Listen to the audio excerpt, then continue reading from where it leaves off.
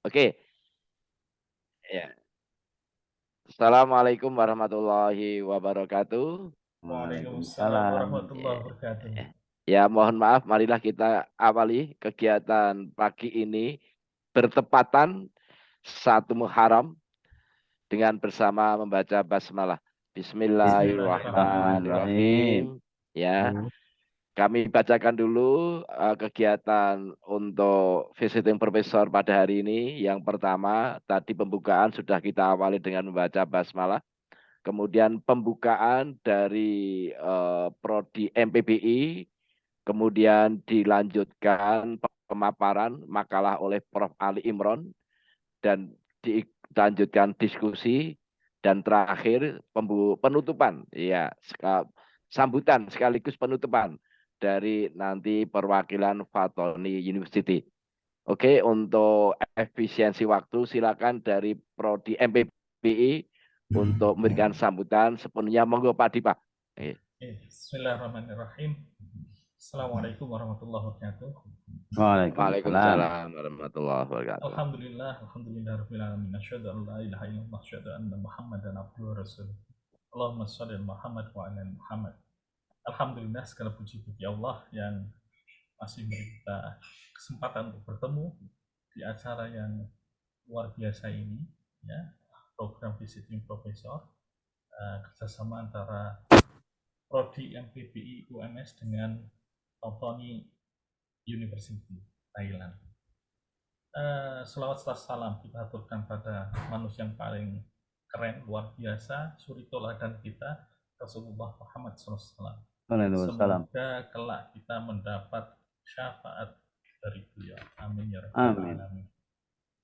Oke, nama saya Dipa Nugraha. Mungkin kalau Bapak Ibu dosen dari jurusan Bahasa Melayu, Jabatan Pendidikan Bahasa Melayu dan Teknologi Pendidikan, Fakultas Pendidikan Universiti Fatoni belum mengenal saya, ya, ini wajah dari sekretaris prodi, ya. Jadi saya tangan kanannya dari Bu Atika Sabardila.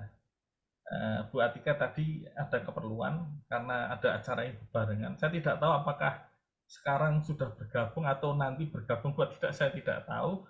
Tadi mengabari saya untuk membuka acara ini. Ini Bu Ketua Jurusan, Bu Dr. Suraya Capakia tidak hadir, ya? Oh, oke. Ya, jadi sekali lagi terima kasih pada semua hadirin, ya. Nanti kita akan mendapat paparan terkait dengan tema perspektif gender dalam sastra Indonesia oleh Prof. Ali Imron Almaruf. Beliau ini adalah profesor di bidang, bisa dikatakan di bidang sastra. Kemudian kalau kita bicara kiprah beliau di bidang sastra Indonesia, beliau ini tidak hanya profesor tadi, tapi juga pegiat sastra Indonesia. Beliau juga seorang penyair, ya. Puisi-puisi beliau bisa ditemui di beberapa media massa. Kemudian untuk materi hari ini saya yakin akan bermanfaat bagi kita semua. Jadi tidak hanya mahasiswa jurusan Bahasa Melayu konsentrasi Bahasa Indonesia, tapi juga hadirin semua, termasuk saya, ya. Dan ini akan melengkapi insya Allah, ya, horizon pengetahuan terkait dengan perspektif gender, kemudian sastra feminis. Kalau di Melayu kan ada Rani Manika, ada Prita Samarasan, kemudian kalau di Thailand ada Doan Wat Pimwana misalkan. Nah, mungkin nanti Prof. Ali, ya, tentu saja akan menambah ini horizon kita, pengetahuan kita terkait dengan sastra yang berperspektif gender, kemudian feminisme dan lain sebagainya di sastra Indonesia. Sekali lagi terima kasih. Oh iya, Bu Dr. Suraya Capakia sudah hadir? Ya. Assalamualaikum. Waalaikumsalam warahmatullahi Waalaikumsalam. wabarakatuh. Iya. Alhamdulillah. Nah, Terima kasih Pak Iya. Prof. Iya. Yang memberi Ya. kuliah Profesor visiting hari ini ya. Alhamdulillah. Alhamdulillah. Maafkan saya baru balik dari Mekah. Oh, selamat. Oh, selamat. Iya. Mabrur. Selamat datang Dulur Rahman. Ya. Jadi haji yang mabrur, haji yang mabrur. Buka prodi saya juga sudah hadir ini. Lengkap sudah. Alhamdulillah. Terima kasih banyak. Iya. Sudi memberi kuliah yang sangat berharga kepada para pensyarah kami, juga para student kami. Insyaallah. Ya, Alhamdulillah. Insyaallah bermanfaat. Bisa saya bantu. Insyaallah. Ibu Soraya nanti bisa mendoakan kami, Pak Bu ya. Sebelum ada 40 Saya hari sudah berdoa. Jafa. Saya sudah berdoa. Insyaallah. Oh, ya. Semua Insyaallah. akan mendapat keberkatan. Amin. Masya Allah, ini buka prodinya baru pulang dari berhaji. Acara ini juga kebetulan pas tahun baru Islam. Ya, ini sudah luar biasa sekali. Iya. Oh, dan satu lagi, ini perlu saya tambahkan juga, Prof. Ali Imron ini juga beliau seorang ustadz, ya, jadi artinya lengkap sudah, ya, pegiat sastra, profesor sastra, penyair, seorang ustadz juga, ya. Jadi, saya pikir begitu saja pembuka dari saya, Sekprodi, tangan kanannya dari Buka Prodi Bu Atika Sabardila, ya. Monggo, silahkan untuk Prof. Ali Imron untuk memaparkan materinya. Demikian, Assalamualaikum warahmatullahi wabarakatuh. Waalaikumsalam. Mungkin ada sambutan dulu dari Ketua Jurusan dari Prodi Melayu, Bu Dr. Suraya Capakia, barangkali sambutan dulu. Mas Dipa. Iya, terima kasih. Ya. monggo Bu Suraya, Ibu Dokter. Ya. Mikrofon. Buka deh nih. Halo, dengar tak? Sudah terdengar. Ya. Iya. Tutup dulu ya.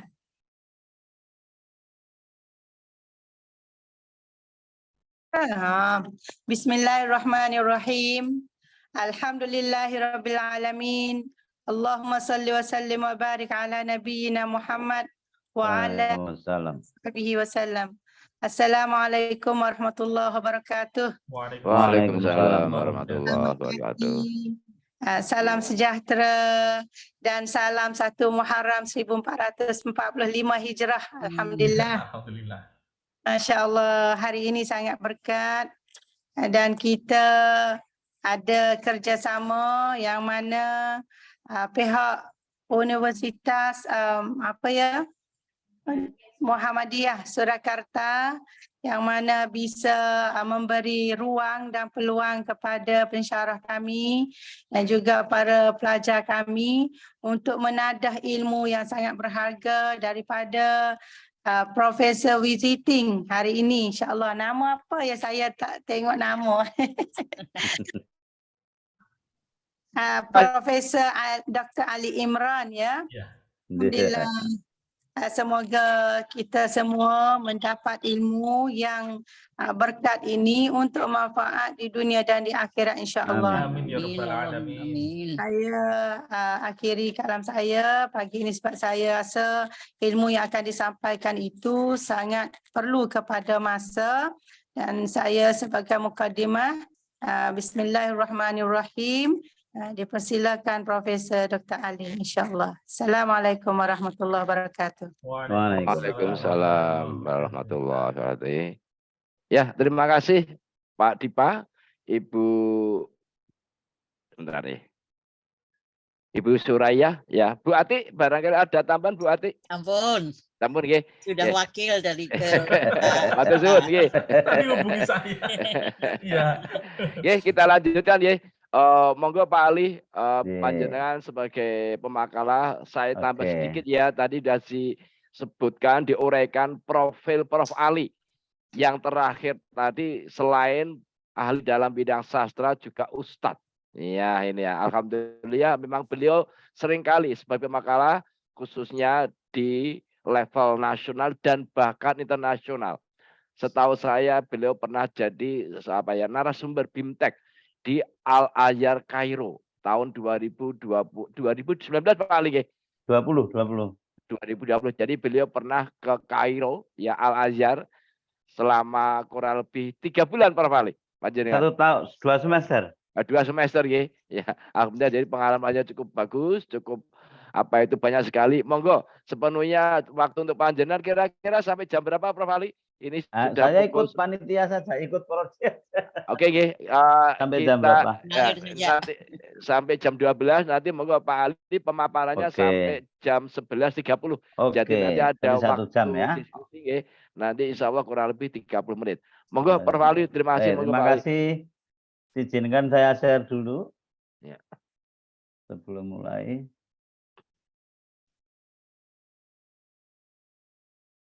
Sudah bisa dibaca?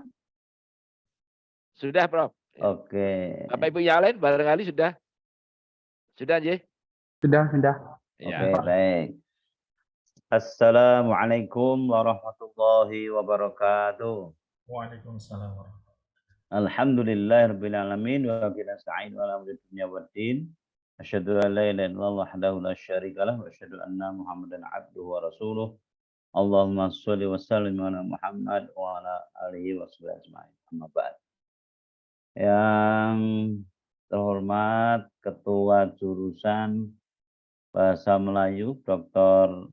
Suraya Capakia, juga yang sangat saya hormati Kapolri MPPI Ibu Dr. Atika Sabatillah, Sekretaris Mas Dr. Dimba Nugraha PhD, Pak Yainal Arifin, serta semua dosen, pensyarah dari Fatoni University, serta mahasiswa atau student dari Fatoni University.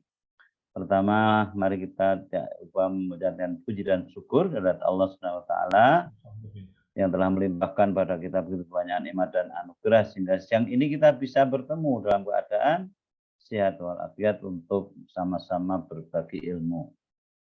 Baik, langsung aja kita bagi waktunya, nanti saya akan menyampaikan makalah atau kuliah ini, kemudian nanti ada diskusi ataupun dialog agar bisa membuka horizon pemikiran kita bersama.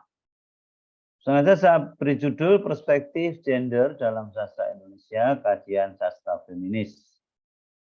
Nah, saya awali dengan pengertian gender dulu supaya kita bisa menyatukan pengertian supaya tidak salah pengertian di antara kita, terutama tentu para student di Fatoni University. Jadi gender itu sering disalahartikan dengan seks atau jenis kelamin. Bahkan juga sering disalahartikan dengan feminis. Nah, ini karena itu saya sampaikan dulu tentang gender ini. Jadi gender merupakan konstruksi sosial tentang peran laki-laki dan perempuan yang saling dapat dipertukarkan. Itu Fakih dalam bukunya Analisis Gender itu. Gender juga bisa dikatakan sebagai konstruksi sosial atau atribut yang disematkan pada manusia, laki-laki dan perempuan, yang dibangun oleh kebudayaannya. Jadi dengan kata lain, gender ini sebenarnya konstruksi sosial budaya. Nah, jadi karena konstruksi sosial budaya maka bisa berbeda di tempat atau waktu berbeda juga akan bisa berbeda. Artinya apa yang dipahami gender di Indonesia mungkin berbeda dengan di Amerika. Ya, karena konstruksi sosial budaya. Nah, karena gender itu sebagai bentukan sosial, maka peran gender ya, dapat berubah-ubah dari waktu ke waktu, dari tempat ke tempat, dari negara ke negara, dan kondisi yang juga berbeda. Sehingga sangat mungkin gender ini dapat dipertukarkan karena peran sosial tersebut. Ya, jadi ini harus dipegang dulu. Sekali lagi, gender bisa dipertukarkan karena berkaitan dengan konstruksi sosial budaya. Nah, sebagai ilustrasi, laki-laki ya dapat menjadi dosen, bisa jadi guru, dia bisa menjadi pensyarah di teman-teman Thailand, pensyarah, bisa menjadi seorang presiden, bisa menjadi wirausahawan atau pengusaha. Maka perempuan pun ya, juga bisa ya, punya potensi untuk bisa menjadi seorang profesional tersebut. Artinya bisa juga jadi pengusaha, juga bisa jadi guru, bisa jadi dosen, bisa jadi presiden. Nah, itu gender. Jadi bisa bertukar. Nah, karena ini memang sebetulnya adalah konstruksi sosial budaya saja. Sebaliknya peran sosial lain yang biasa dilakukan perempuan pun dapat dilakukan pula oleh laki-laki. Misalnya perempuan bisa memasak, ya, bisa menjadi seorang perawat, bisa menjadi penjahit, mencuci dan sebagainya. Laki-laki pun juga bisa memasak. Ya. Teman-teman yang dulu waktu kuliah kos-kosan, nah itu mesti bisa masak. Enggak, Pak Arifin enggak tahu dulu kos apa enggak ya Pak Arifin. Kalau Mas Dipa udah enggak itu. Enggak, Mas Dipa udah enggak ngalami kos sampai masak. Saya pasti masak itu. Waktu kuliah S1 tuh masak sendiri. Puas. Jadi bisa masak. Kalau perempuan bisa mencuci, kita juga bisa mencuci lagi. Gitu ya. Itu namanya gender. Oke. Meskipun secara konsep ya, gender itu dapat dipertukarkan, namun apa namanya gender di sini kadang-kadang sering-sering dibenturkan dengan budayaan dan artinya apa? Betul gender itu konstruksi sosial budaya, tapi sering dibenturkan dengan agama. Jadi kadang-kadang orang menafsirkan dalil-dalil ayat-ayat suci ataupun hadis itu sesuai dengan kemauan. Sehingga seolah-olah menjadi bias, terjadi bias gender. Nah, karena dibenturkan dengan kodratnya dalam perspektif budaya dan agama itulah maka kemudian muncullah yang disebut dengan ketidaksetaraan gender. Ya, atau gender inequalities. Nah, jadi itu semua sebetulnya benturan itu muncul karena ya interpretasi dalam budaya saja. Wujud ketidaksetaraan gender itu sangat beragam. Di antaranya bisa berupa misalnya ini yang kita lihat ya, marginalisasi terhadap perempuan. Jadi kaum perempuan itu dipinggirkan, dianggap tidak penting, tidak penting. Kemudian subordinasi terhadap perempuan. Jadi perempuan itu adalah bagian saja dari laki-laki, subordinat saja dari laki-laki. Nah, juga ada stereotip terhadap perempuan. Stereotip artinya ya perempuan itu akan cowingking aja lah, gitu ya. Teman belakang aja itu. Nggak punya apa namanya peran spesial. Lalu juga muncul kekerasan terhadap perempuan karena dianggap marginal, ya, kemudian stereotip, inferior, maka efek lebih lanjut adalah munculnya kekerasan terhadap perempuan. Dan juga pemberian beban kerja lebih pada perempuan. Seolah-olah perempuan itu ya suruh kerja saja yang apa namanya yang tidak penting tapi berat malah. Kita lihat kalau lihat budaya di Bali misalnya, di Bali itu kaum perempuan yang bekerja keras. Karena memang budayanya begitu. Nah, itu pengaruh budaya. Alhamdulillah di Jawa sudah enggak begitu ya. Ini mudah-mudahan di Fatoni University Thailand juga perempuan sudah dihargai ya. Pak Abdul Karim sudah dihargai, artinya sudah tidak lagi direndahkan. Ya, nah, marginalisasi perempuan itu merupakan peminggiran, artinya marginal, peminggiran. Peminggiran peran sosial dalam berbagai sektor kehidupan, baik itu di ekonomi, politik, hukum, pendidikan, dan sebagainya. Di bidang ekonomi misalnya ya, kadang-kadang masih ada orang beranggapan, nah perempuan tuh udahlah nggak usah macam-macam gitu kan. Ya, yang jadi pengusaha top ya biar laki. Masih ada anggapan seperti itu. Lalu politik, kita lihat di Indonesia ini yang paling jelas, untuk bisa memenuhi 30% aja sulit untuk anggota DPR ya, sulit. Padahal itu diberikan kesempatan. Saya tidak tahu di Thailand, apakah juga anggota legislatif di Thailand sampai bisa mencapai 30%, Bapak, Pak Karim, Pak Sumaya, Ibu Sumaya, enggak sampai ya 30% anggota legislatif. Anggota legislatif itu semacam ya parlemen. Parlemen di Thailand apakah ada 30% anggotanya dari kaum perempuan? Tidak ada ya? Enggak rame. Enggak nyampe ya? Iya. Ya. Jadi masih sama dengan Indonesia juga enggak nyampe. Walaupun dibuka kesempatan itu. Lalu hukum juga demikian. Mungkin barangkali yang sudah agak terlihat agak seimbang itu adalah pendidikan. Kita lihat di berbagai fakultas, lebih-lebih di FKIP, Universitas Muhammadiyah Surakarta, FKIP, psikologi, ekonomi, itu konon mayoritas mahasiswanya itu perempuan. Jadi yang pengen jadi guru itu kebanyakan perempuan. Jangan jadi ekonom juga sekarang ekonom ini perempuan. Ya yang sedikit perempuannya hanya teknik ya, karena nggak mau berlepotan gemuk apa itu oli. Nggak kuat. Nggak kuat. Hanya teknik yang sedikit perempuannya. Lainnya itu sudah penuh dengan. Artinya apa? Berarti kesadaran kaum perempuan sudah tinggi untuk bisa setara dengan laki-laki. Nah, jadi masih muncul marginalisasi perempuan. Lalu subordinasi menyangkut penempatan posisi perempuan di bawah laki-laki. Masih banyak ya.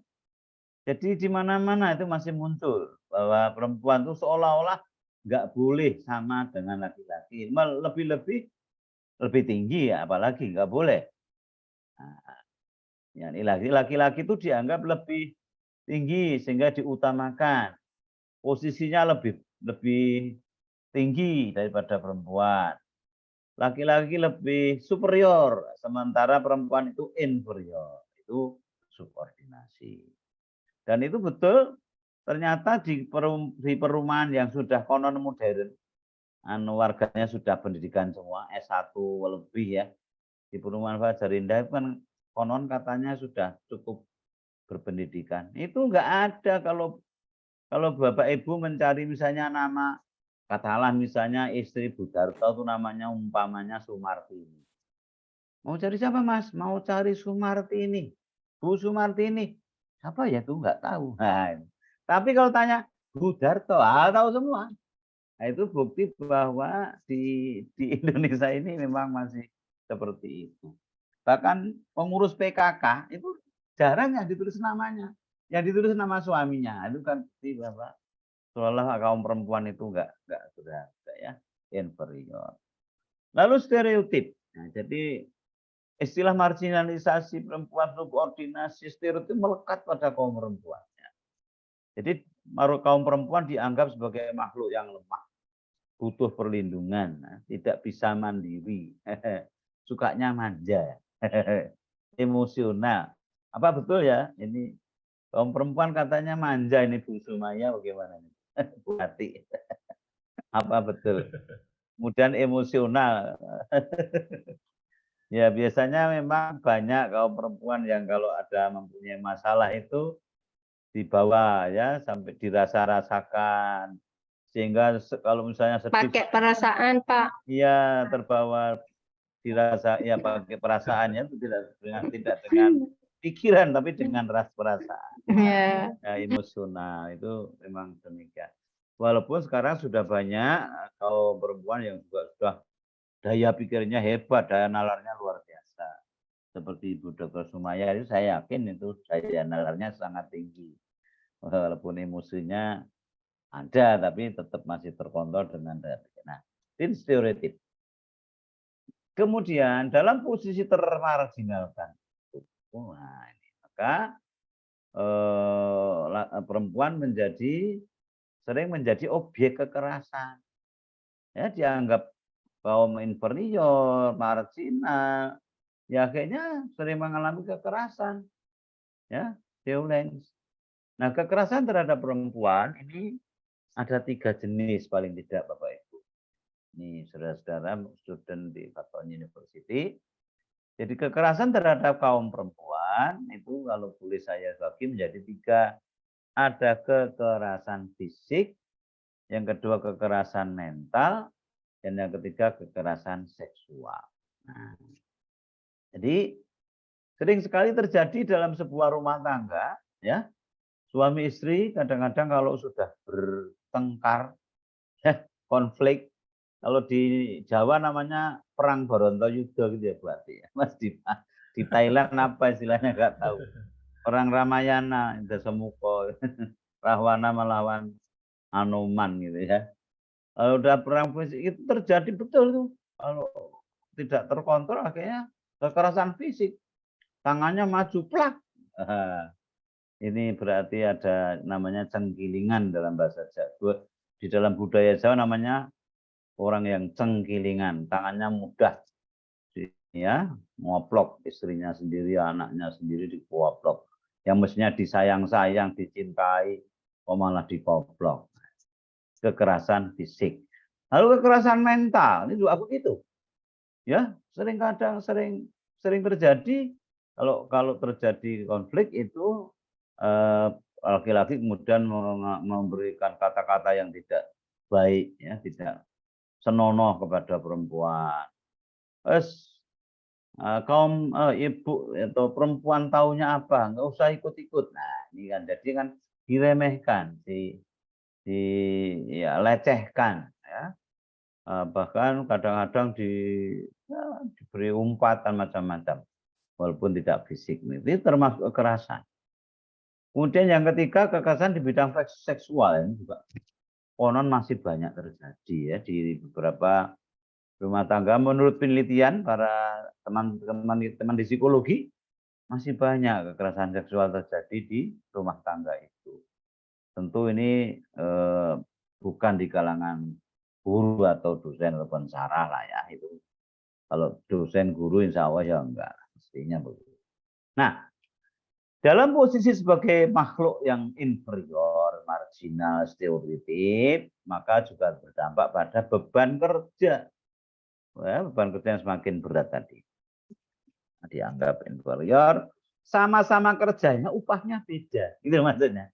Jadi sama-sama kerja, kalau laki-laki katakanlah sehari dibayar, katakanlah misalnya 50.000, perempuan hanya dibayar 30.000. Itu sering masih terjadi di perusahaan. Di pabrik-pabrik itu saya tahu itu. Ya, saya pernah tanya. Efeknya perempuan di dunia perempuan dipandang sempit. Yakni apa? Perempuan itu habitatnya, geraknya itu terbatas pada ranah domestik. Nah, ini gerakannya itu terbatas pada, mohon maaf ini, saya terpaksa pakai istilah, dari dapur ke sumur, dari sumur ke kasur, begitu seterusnya. Nanti ini mungkin Bu Sumaya paham ya ini ya, tahu ya Bu istilahnya ini ya. Dari dapur ke sumur, dari sumur ke kasur, begitu gerak perempuan karena dianggap marginal tadi itu. Kalau bahasa Jawa jelas tuh Mas Dipa tahu tuh. Konco wingking. Konco wingking itu artinya teman di belakang Bu Sumaya. Jadi di belakang dianggap tidak punya peran sentral. Tugasnya hanya umbah-umbah, olah-olah, melumah. Nanti Mas Dipa biar menjelaskan itu. Itu. Nah, sedangkan laki-laki itu Dia gerakannya pada ranah publik. Wah, yang hebat-hebat. Dari pemimpin, jadi bupati, dari pengusaha, gubernur, dosen, pensarah, guru. Nah, hebat-hebat. Nah, ini efek dari tadi. Inferior, kemudian marginal. Nah, itu tadi tentang gender. Sekarang tentang seks. Supaya tidak salah pengertian. Jadi seks itu jenis kelamin, saya kira sudah jelas, kita sudah tahu lah. Itu bawaan atau kodrat Tuhan ya, bahwa manusia dibagi dua, laki-laki dan perempuan dengan ciri khas masing-masing. Itu secara biologis sudah jelas. Saya kira nggak perlu saya jelaskan, nggak perlu saya terangkan ya. Karena waktu hanya kita terbatas. Di gender tidak bisa dilepaskan ya, dari feminis. Jadi kalau kita mengkaji sastra dengan kajian sastra feminis, maka tidak mungkin lepas dari gender. Nah, tetapi harus dipahami di sini, ya, jadi gender memang tidak bisa dilepaskan dari feminis karena apa? Memang punya tujuan yang sama. Ya. Ini apa? Kepeduliannya untuk memperjuangkan nasib perempuan. Jadi feminisme itu sebenarnya sebuah gerakan, ya, sebuah gerakan yang ingin mengubah, meningkatkan peran perempuan, meliputi berbagai bidang ideologi, juga paradigma, ya, pemikiran. Nah, sebetulnya feminisme berasal dari pemikiran ideologi yang berbeda dengan gender. Aslinya, hakikatnya sebetulnya berbeda, tetapi mempunyai kesamaan tujuan. Ya, ini kepeduliannya untuk memperjuangkan nasib perempuan sehingga gender selalu melekat pada feminis. Itu. Nah, gerakan ini berasal dari kesadaran bahwa perempuan itu ditindas. Ya, ada pandangan bahwa gerak feminisme itu berpandangan adanya kesadaran bahwa perempuan itu di berbagai tempat banyak ditindas dan dieksploitasi. Sehingga tujuan gerakan feminisme adalah berusaha untuk menghindari kedua hal itu. Artinya eksploitasi dan ditindas itu harus dihindari. Jadi kan sama. Tujuannya sama ya, sama-sama memperdulikan harkat perempuan. Gender dalam sastra sekarang. Ini topik kita. Gender banyak dikaji oleh ilmuwan dari berbagai bidang, termasuk sosiologi, demografi, ekonomi, politik, sosial budaya, dan agama. Tak terkecuali juga sastra. Tadi pagi saya diminta jadi untuk mengisi kuliah subuh 2 jam dengan 2 profesor lain. Itu juga bicara ini, bagaimana agama bersentuhan dengan budaya. Ya, bersentuhan dengan budaya. Bersentuhan juga dengan feminisme. Nah, masalah gender juga dipersoalkan dalam karya sastra, baik novel, cerpen, puisi, maupun drama. Ya, saya kira banyak tentunya karya-karya sastra Indonesia yang memuat ya pandangan serta atau mengandung perspektif gender ini. Nah, kemudian saya pernah melakukan penelitian dulu banyak sekali, ternyata novel, puisi juga banyak, cerpen juga banyak yang mengangkat tema gender, kesetaraan gender ataupun juga ketidaksetaraan gender. Nah, wujud masalah gender yang utama berdasarkan di feminis kontemporer adalah perbedaan gender, terutama ya di sini sekali lagi wujud masalah gender yang utama berdasarkan teori feminis kontemporer adalah satu, perbedaan gender. Ada ketimpangan gender, ada penindasan gender, ya. Lalu ada penindasan struktural. Ini macam-macamnya. Jadi masalah gender ada banyak. Ini ada perbedaan gender, ketimpangan gender, penindasan gender, dan penindasan struktural. Ini secara ringkasnya itu wujud masalah gender itu ada itu. Nah, nanti bisa dibaca lebih lanjut. Nah, kemudian Islam dan gender. Ini kenapa perlu saya sampaikan, karena saya tidak ingin ada pandangan yang salah tentang Islam. Jadi orang Barat menganggap Islam itu membatasi perempuan. Nah, ini perlu saya ya beri penjelasan supaya nggak salah paham. Islam di dunia Barat terutama dianggap membatasi atau mengekang perempuan dalam kehidupan sehari-hari, termasuk berinteraksi ke ranah publik. Nah, tadi kan sudah saya singgung, kaum perempuan sering dianggap ranahnya adalah ranah domestik, di rumah saja. Kerjaannya hanya bersih-bersih, masak, kan, setrika, nyuci, gitu aja. Nah, itu dianggap itu adalah bagian dari ini ya. Padahal itu memang demikian. Islam itu tidak pernah, justru Islam itu sangat menjunjung tinggi perempuan. Ya. Sehingga Quraish Shihab dalam bukunya dan juga Muhtar berpendapat bahwa doktrin dogmatis dalam pendidikan agama yang bias gender itu bukan murni dari dalil-dalil agama saja. Artinya bukan dari Quran hadis, melainkan ya itu juga tidak murni, artinya bukan murni dari Quran hadis, dari dalil agama saja, tetapi lebih pada pengambilan dalil dan tafsir terhadap dalil yang diambilnya lebih menunjukkan hal yang sifat bias. Jadi singkatnya, munculnya anggapan bahwa Islam itu membatasi gerak perempuan itu karena ada sebagian ulama atau ustadz kalau menjelaskan tentang gender itu dipilih-pilih ayat yang kira-kira laki-laki itu nanti superior. Begitulah kira-kira. Misalnya salah satunya ada di Al-Quran itu, surat banyak itu, Ar-rijalu qawwamuna 'alan nisa. Berarti apa betul itu artinya? Ar-rijalu qawwamuna 'alan nisa. Laki-laki itu menjadi pemimpin bagi perempuan. Nah, kata ar-rijalu qawwamuna 'alan nisa ini sering disalahartikan menjadi apa? Ya menjadi penguasa. Ya, menjadi yang menguasai perempuan. Nah, itu. Sehingga perempuan itu tidak berdaya.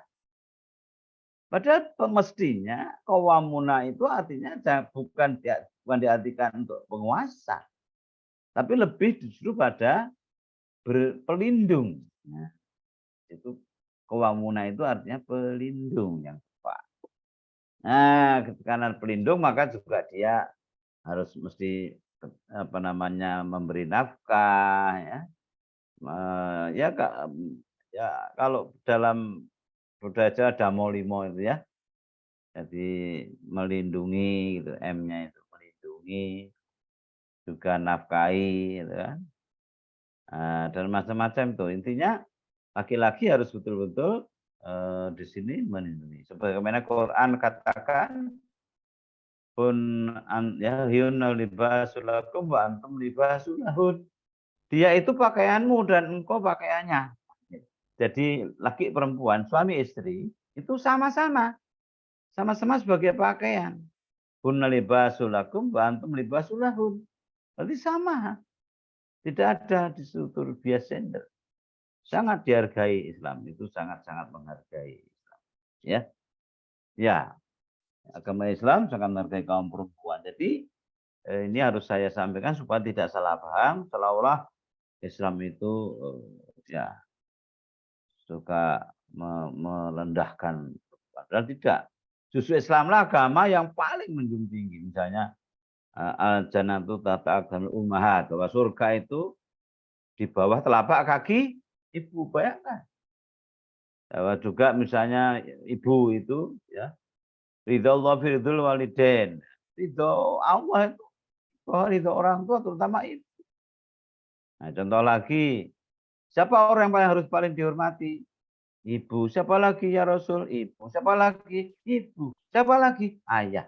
Nah, ini bukti bahwa Islam adalah agama yang sangat menjunjung tinggi kaum perempuan.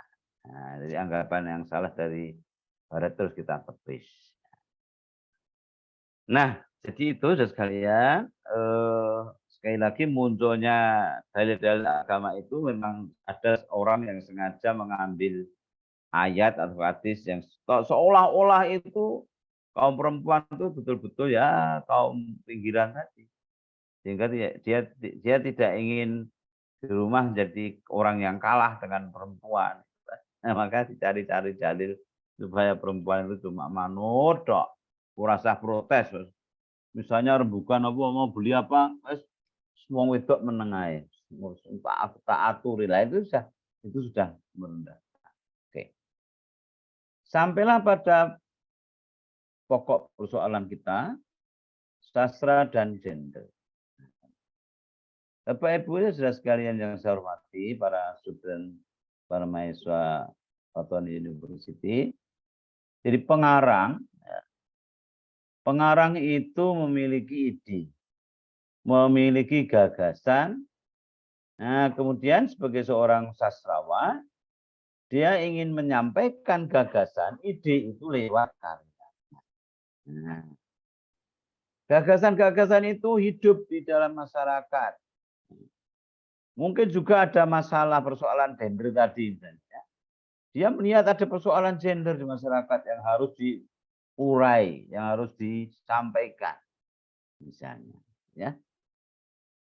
Nah, jadi ini yang harus dipahami bahwa gender itu salah satu persoalan yang cukup menarik. Bahkan sampai hari ini saya masih meyakini diskusi sastra dengan topik gender itu pasti nggak menarik, selalu menarik karena kompleks, ya kompleks. Kebetulan juga disukai oleh para sastrawan. Rendra itu puisinya berapa yang bicara tentang gender. Nah, kemudian Ahmad Tohari itu juga misalnya pada Ronggen Duko Paro ya apa namanya ya silasi itu yang jadi Bekisar Merah ya itu juga semuanya tentang gender. Ya, jadi sastra saudara sekalian bukan sekedar menggambarkan atau menjelaskan, mengkritik atau memberikan solusi, tapi juga memperjuangkan ideologi. Dalam hal ini adalah ideologi gender. Nah itu Bapak sekalian. Jadi sekarang banyak sastrawan yang memiliki kesadaran tentang kesetaraan gender ini, kemudian menyampaikan ide ini lewat katalog, lewat karyanya maksud saya. Bisa cerpen, puisi, novel, drama. Ya. Ini jadi memperjuangkan ideologi lewat itu. Bahkan sastrawan yang berpaham feminis tidak hanya memperjuangkan kesetaraan gender, melainkan perlawanan. Tidak hanya perlawanan dan pemberontakan terhadap ya, kaum patriarki yang menghegemoni perempuan. Ini yang harus dipahami. Ini jadi masih banyak saya kira di kalangan masyarakatnya apa juga ada. Di dalam kisah-kisah cerita masih banyak.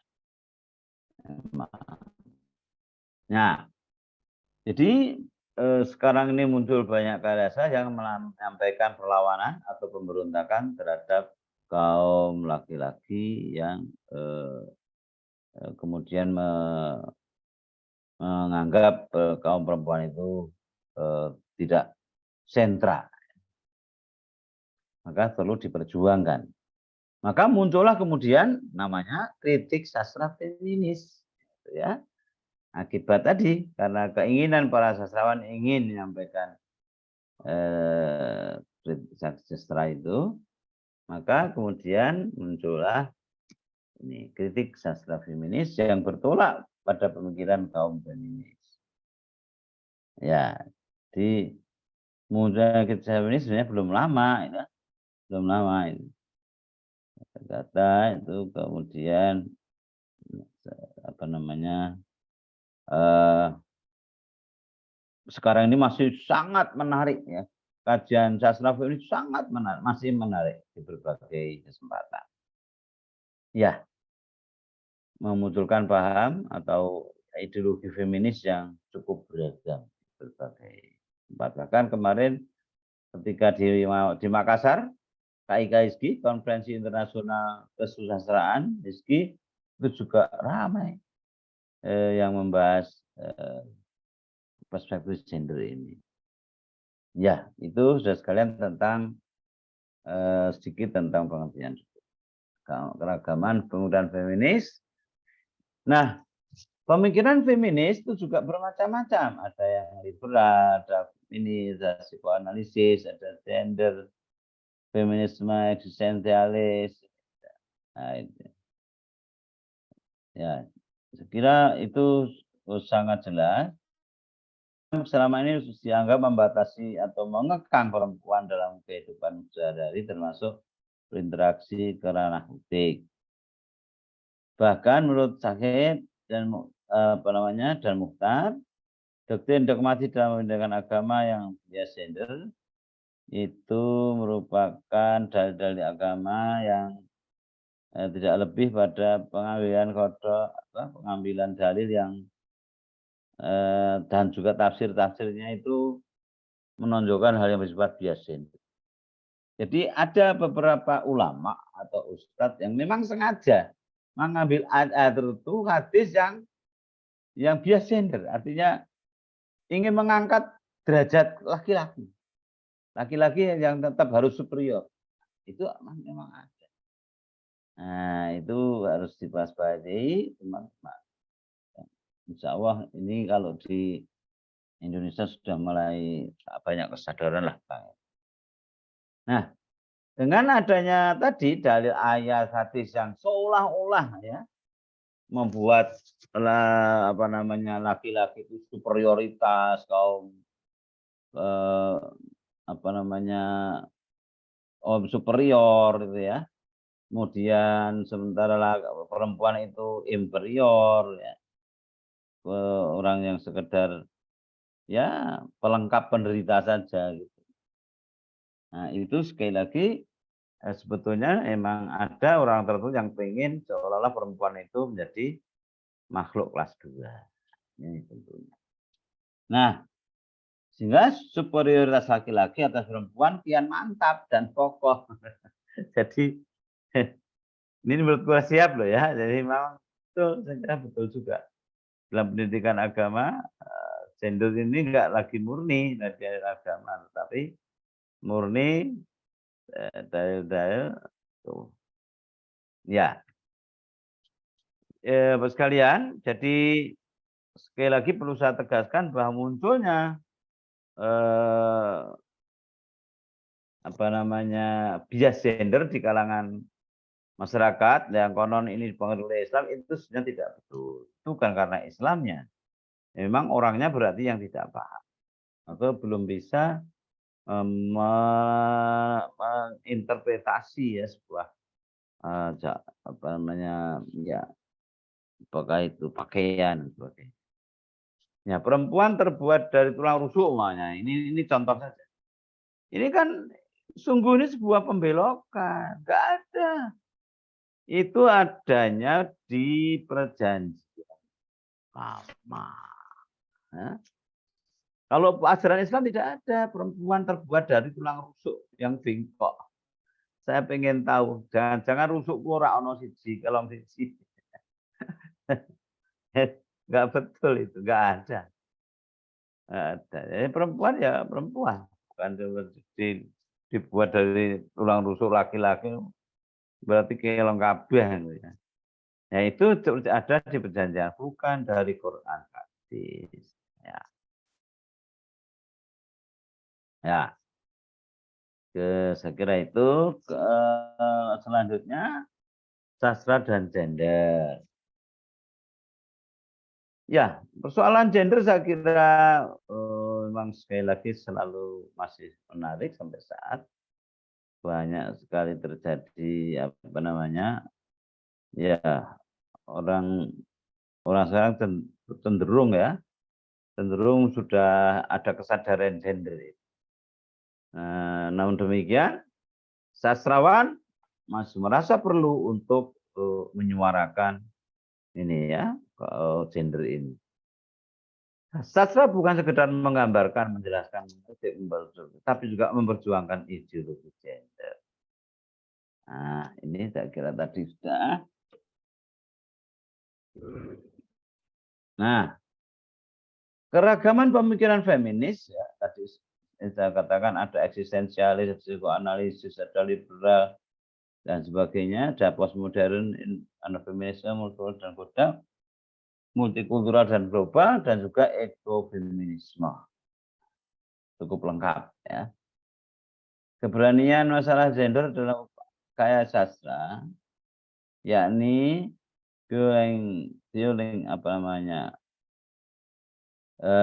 keberagaman masalah gender dalam karya sastra itu biasanya muncul ya, di dalam karya sastra itu muncul cerita yang memang memarginalkan perempuan. Nah, itu bukan berarti nggak sengaja. Emang sastrawan ingin menyampaikan bahwa di masyarakat kita seperti itu. Itu yang mestinya harus kita harus ditangani kan. Marginalisasi laki-laki terhadap perempuan tidak sepenuhnya disebabkan oleh laki-laki, tapi juga disebabkan oleh kekuasaan serta terbelakangnya perempuan sendiri. Coba kalau perempuan itu juga semuanya sadar, tentunya tidak bisa sampaikan di perumahan tadi ya. Di perumahan-perumahan itu juga masih banyak susunan pengurus PKK gitu ya nama suaminya. Itu contoh aja. Berarti belum ada kesadaran penuh. Itu. Ya, demikian masih ada juga masyarakat yang kurang sepakat, malah justru nggak mau kalau seorang istri itu lebih mandiri, juga ada. Karena dia ingin istrinya ya di bawah ketiak dia, gimana gitu ya. Begitu. Jadi yang kurang sehat. Wujud marginalisasi perempuan itu ada 5 ya. Ada 6 maksud saya. Dari perempuan ya, pertama itu perempuan dalam marginalisasi itu yang ya katakanlah dipinggirkan gitu ya. Perempuan sebagai kaum buruh, perempuan didominasi laki-laki. Perempuan subordinasi, lalu ada pemaksaan oleh perempuan, dan perempuan didominasi oleh perempuan. Ini kalau betul-betul nanti bisa dicari di dalam teks sastra. Kira-kira kalau dipetakan ada 6 jenis ini. Tapi itu sastra. Lalu masalah marginalisasi perempuan yang beragam dan kompleks indah itu akan muncul berbagai persoalan marginalisasi perempuan di berbagai karya sastra itu sampai hari ini masih muncul ya, dan menarik untuk dikaji. Nah, karena itu tolong nanti kawan-kawan pensarah di Fathon University dan para student bisa mengkaji ya ini kajian feminis ini. Saya kira penting banget. Nah, kita akan coba sekalian, masih ada waktu untuk menganalisis ya, analisis gender pada novel. Ya, supaya bisa lebih detail, sengaja saya ambil 2 saja, tidak usah banyak-banyak. Pertama adalah novel Perempuan Berkalung Sorban. Perempuan Berkalung Sorban ini karya Abidah El Khaliki, terbit pertama 2000, dicetak ulang 2008. Nah, ini yang pertama nanti akan kita kasih. Nah, yang kedua nanti adalah Pelangi, ada ya juga ya, artinya apa artinya banyak juga kaum perempuan yang sampai hari ini itu belum bebas ya, masih di bawah bayang-bayang laki-laki. Nah, perempuan berkalung surga novel ini bicara tentang perempuan anak kiai di sebuah pondok pesantren yang mengalami bias. Nah, nanti kita lihat. Nah, dengan menghadirkan tokoh perempuan, yakni Anissa, seorang kiai yang hidup dalam pesantren di pesantren Abidah, yang dipakai setting oleh Habidah dalam novelnya itu, mencoba mempersoalkan posisi perempuan yang terhegemoni oleh laki-laki. Jadi itu sebetulnya gambaran dari sebuah dul atau asrama gitu ya. Jadi ketika Anissa sebagai anak kiai yang sejak kecil sudah mulai kritis terhadap peran perempuan itu tidak diperbolehkan tentunya dia ke ini ya asrama laki-laki misalnya juga. Ya. Nah, jadi Anissa sebagai tokoh perempuan sebenarnya sejak kecil sudah kelihatan dia sebagai anak yang kritis, yang cerdas. Kemudian kebetulan karena si pesantren bukan seperti ini ya, pesantrennya pesantren tradisional, belum seperti Ponorogo ya, bukan Darussalam Ponorogo itu. Sehingga sistem di situ memang menghendaki yang namanya perempuan betul-betul ya termarginalkan, termarginal, sudah nggak begitu bagus lagi. Ya, sistem memang begitu. Bahkan sistem yang merendahkan perempuan itu makin menguat karena dikokohkan oleh dalil-dalil agama yang bersumber pada teks Quran dan hadis. Ya tadi, yang memang sengaja dicari yang mengedepankan laki-laki dan membuat ceweknya itu ya. Jadi ini yang kira banyak sekali. Nah, jadi dalil-dalil entah itu Quran, hadis dicari oleh ustadz guru itu dicari untuk menguatkan posisi laki-laki. Sehingga laki-laki menghegemoni kaum perempuan dengan menuntut hak-haknya daripada memenuhi kewajibannya terhadap perempuan. Inilah gambaran ya bias gender yang ada. Ini saya kira keterangan saja tentang tokoh yang mengalami itu. Jadi sejak kecil Anissa memang bertingkah laku sopan dan halus dan suka ya dia punya keinginan seperti laki-laki gitu ya. Kalau laki-laki boleh naik kuda, kenapa dia tidak? Gitu ya. Sudah sejak kecil dia udah selalu bertanya-tanya. Demikian pula hal itu ketika mulai dia agak dewasa ya, dua kakak laki-lakinya begitu bebas memperoleh ya artinya itu bebas ya. Kalau laki-laki diberi kebebasan full, tapi kalau perempuan dikekang-kekang.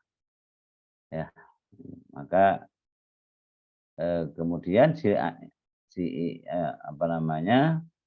Anissa ini sebenarnya pengen naik kuda nggak boleh ya itu di waktu dengan lek jadi leknya itu ya lek khudori ya. Lek khudori ini masih ada hubungan darah tapi agak nah itu sekalian jadi banyak. Nah misalnya ini di gambaran Siti ya sebagai ya kalau ini sok pintar ya dan seterusnya itu ya mau jadi pahlawan ya pencilaan petakilan ini ketika Nisa mau naik kuda ya nggak boleh sama ayahnya dikatakan seperti itu. Sekarang dengar, mulai hari ini kau tidak boleh keluar rumah. Ini kata bapaknya sudah, pokoknya dah, ya itu. Jadi jika sekali ketahuan membangkang, bapak akan kunci kamu di dalam kamar. Tidak ada kesalahan prinsip, hanya ingin main seperti layaknya pada umumnya. Ya samalah ya, dianggap sama. Kenapa harus dibedakan? Ya. Bentuk perlakuan bias gender pada tokoh Anissa misalnya berkaitan dengan tugas dan kewajiban perempuan. Misalnya Anissa sudah membuatkan ya dia sudah paham lah ya sebagai anak, meskipun masih belum remaja pun dia udah paham karena udah diajari ayat dan ini. Tapi ya itu, dia sebagai anak yang cerdas tuh sering bertanya, kenapa harus perempuan, kenapa bukan laki-laki yang begitu gitu. Dia perempuan. Nah, setelah mulai dewasa dia paham, oh yang memberikan Tuhan memang perempuan. Ya. Demikian pula ketika ayahnya mewajibkan dia memakai jilbab padahal masih kecil, belum balik ya. Nah, itu juga dia nggak mau waktu itu awalnya. Dua kakinya masih boleh memakai celana kolor dan bebas bermain. Jadi kalau kakaknya yang laki-laki bebas, pakai apa aja boleh, cowok. Nah, itu ya. Kalau dia cewek harus hati-hati. Nah, itu sekalian salah satunya. Nah, kitab-kitab yang ada itu sekalian bernuansa gender. Semua kitab itu diajarkan oleh Ustadz di hadapan para santri perempuan sehingga praktislah penjelasannya semakin mengukuhkan laki-laki sebagai superior. Jadi seperti yang saya singgung, banyak Ustadz, guru yang memang sengaja cari dalil-dalil yang memperkuat laki-laki. Ya menjadi superior, laki-laki superior, perempuan jadi inferior. Itu. Ya, itu berarti nah, jadi ketika ini Ustadz Ali ya yang ngajar di pesantren juga ditanya kenapa, sering dia nggak bisa jawab. Nah, jadi itu sampai akhirnya setelah 3 kali dia minta apa namanya ya katakanlah dia memberi penjelasan tapi tidak gagap ya istilahnya. Ketika ditanya oleh Anissa yang sang tokoh ini gagap, nggak bisa menjelaskan dengan baik. Nah disitulah dia merasa bahwa ini Anissa ini adalah anak yang cerdas. Nah teman-teman sekalian, jadi ini satu ya masih ini tentang perempuan kurban begitu apa namanya kelihatan sekali ini sebagai salah satu teksnya seperti ini tersebutlah dalam kitab Zaidah apa namanya yang banyak disinggung di dalam berbagai karya sastra. Kemudian nanti kita satu lagi novel yang satu yakni tentang gadis pantai.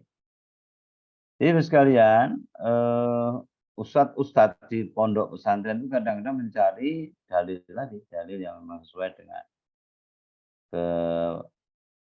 supaya laki-laki itu menjadi superior, gitu intinya itu dicari-cari ya, seperti tadi contohnya saya sampaikan. Sehingga harus diawasi terus. Padahal juga ada yang tidak bisa diawasi, misalnya masih banyak juga ya kan di pondok pesantren itu yang perempuan itu juga ada beberapa orang yang seperti Anissa, tapi toh tidak sebenarnya. Karena Anissa kan putri kiai sang kiai. Ya.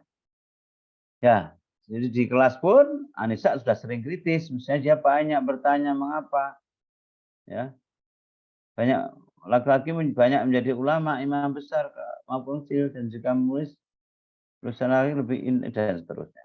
Jadi anggapan dari Ustadz selalu menjunjung yang laki-laki. Sementara perempuan tuh perempuan hanya yang pekerjaan yang remeh-remeh. Maka ini harus diperhatikan betul nanti ketika Anda sudah kembali sekolah, ya, seperti itulah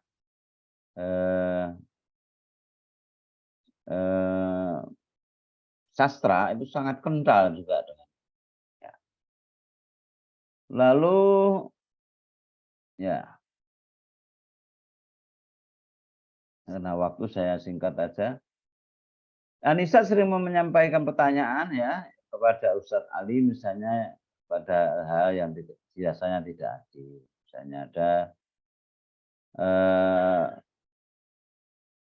apa namanya tokoh ini, misalnya ketika Anissa kemudian dilamar oleh Samsudin ya,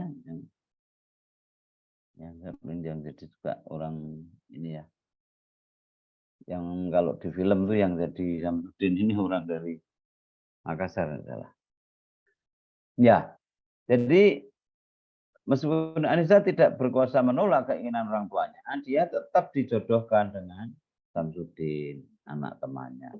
Jadi itu sudah sejak kecil sudah enggak bisa nerima, akhirnya sudah remaja akhirnya dinikahkan dengan laki-laki bukan pilihannya. Ya disitulah ini begitu beratnya. Nah, bahkan Samsudin ternyata memperlakukan istrinya atau Anissa ini dengan tidak syar'i ya, tidak kasar ya, hanya sekedar semacam pemuas nafsunya saja begitu, tapi tidak menghargai sama sekali. Oleh karena itu Anissa kemudian menentangnya dengan tata cara rumah tangga dan etika yang baik. Yang dalam misalnya apalagi dalam Islam kan ada wa'asyiruhunna bil ma'ruf ya. Dan bergaulilah semua dengan cara yang baik. Itu kan bukan dengan cara memaksa. Nah, ini Samsudin suami Anissa ini seperti itu, sangat kasar dan juga mengancam.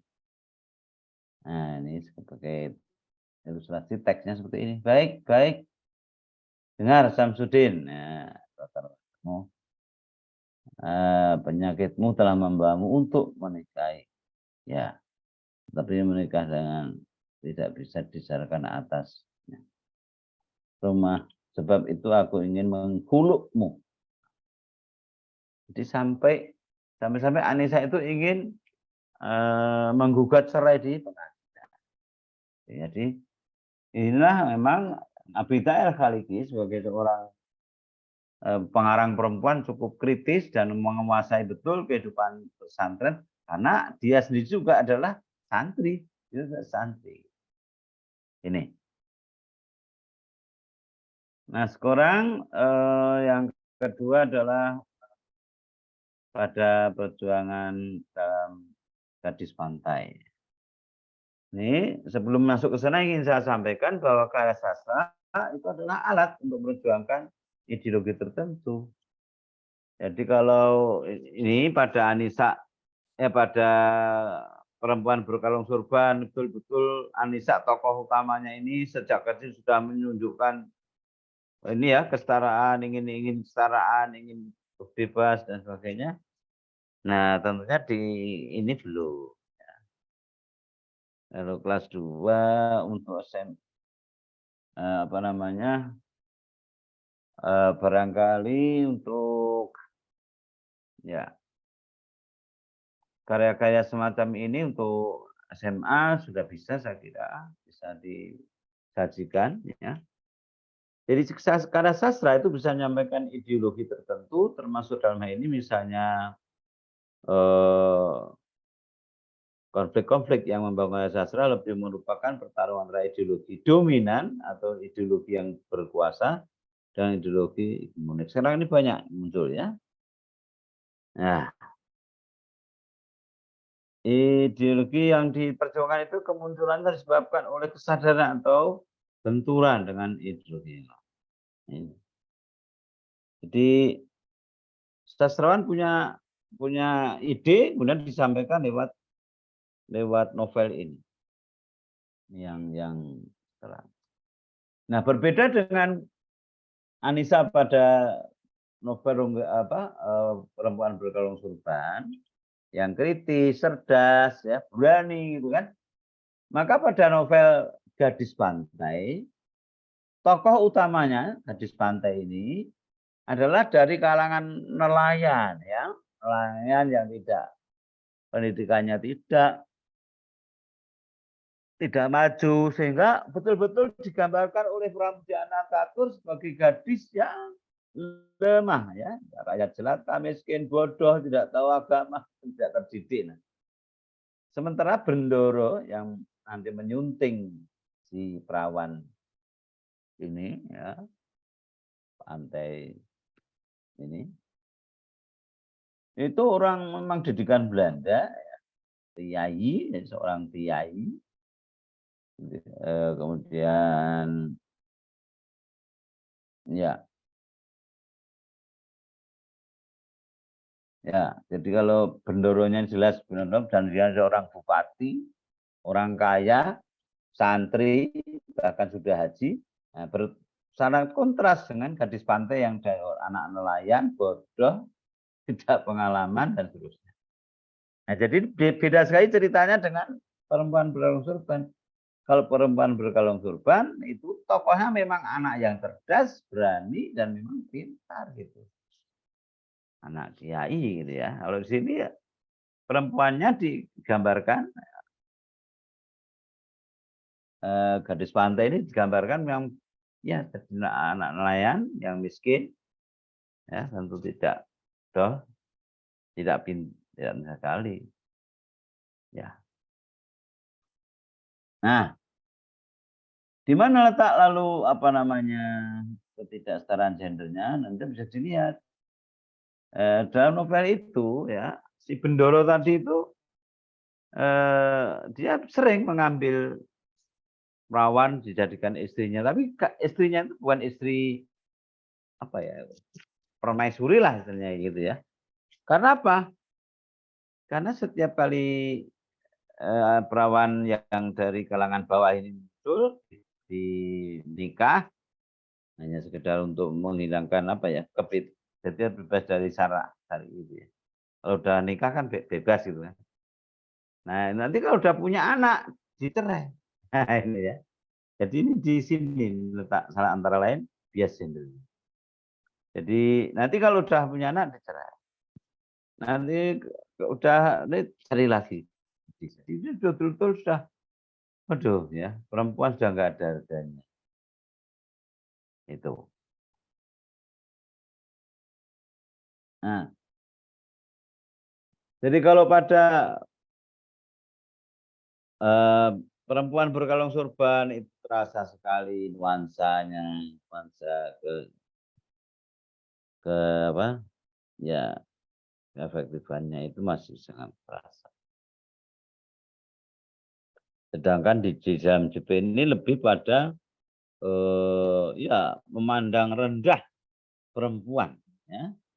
Terus rendah karena memang juga tokohnya ditampilkan sebagai tokoh yang nggak tahu apa-apa. Ya, kalau dalam segi lagu mungkin ya itu relatif. Tapi dalam hal ini beda sekali dengan novel Gadis Pantai. Kalau Perempuan Berkalung Surban itu betul-betul tokohnya Anissa ini anak yang cerdas, berani, dan juga memang yang punya ini ya semacam leadership sehingga dia bisa mengumpulkan orang-orang. Itu pun toh tidak berdaya menghadapi hegemoni laki-laki, dalam ini bapaknya, suaminya, dan seterusnya. Sedangkan Gadis Pantai ini dia mencoba melawan hegemoni patriarki feodalis. Ya, walaupun tentu tidak begitu saja. Jadi terlihat tadi nanti kalau sudah mau diambil istri, bawa ke pendopo, bawa ke keratonnya, ke rumahnya itu nanti sudah punya anak dikembalikan ke orang tuanya, itu kan sebuah, emangnya kayak apa perempuan itu ya? Perempuan dianggap seperti peternakan saja, pemuas nafsu di bendoronya ini. Nah, ini yang berbedanya di situ. Kalau yang pertama tadi mungkin lebih pada mungkin lebih pada sifatnya itu religius, ya, besar religius. Tapi kalau ini lebih pada realis, sosialis. Jadi kalau si ini Gadis Pantai itu sangat jelas mengandung nilai-nilai realis sosial. Kalau yang Putri sana satunya yang akan apa namanya ya, perempuan berkorban ini sangat-sangat indah untuk menarik untuk dikaji lebih lanjut ya. Gadis Pantai ini juga sering menjadi objek penelitian, tetapi menurut saya hanya menunjukkan perempuan yang tidak berdaya.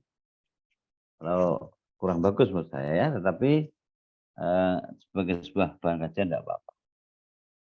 Nah, jadi Gadis Pantai ini anak seorang nelayan yang nggak berdaya, ya, dia tidak pakai lamar-lamaran, langsung dikunjungi oleh utusan bendoronya bupati itu, langsung diambil.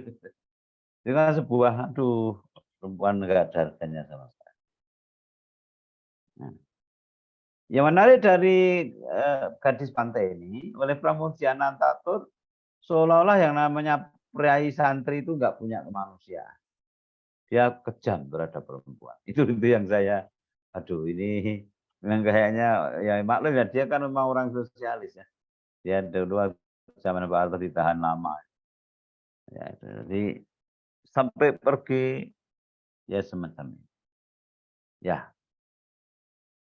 saya kira itu yang perlu saya sampaikan. Kemudian sebagai ini data bisa dibaca ini. Kemarin malam ia telah nikah oleh Doro.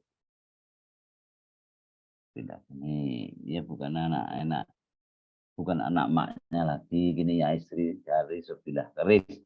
Jadi si Bendoro ini, bupatinya ini datang mau mengutus seseorang untuk membawa kerisnya, sudah menyunting gadis ya. Jadi nggak usah datang, bayangkan ya. Sampai melamar pun begitu, nggak ada. Nah, padahal itu akan jadi. Nah, ternyata memang itu hanya sekedar pemuas nafsu lelakinya saja. Nah, ketimpangan gender itu terlihat sekali dari awal dia diminta jadi istri, kemudian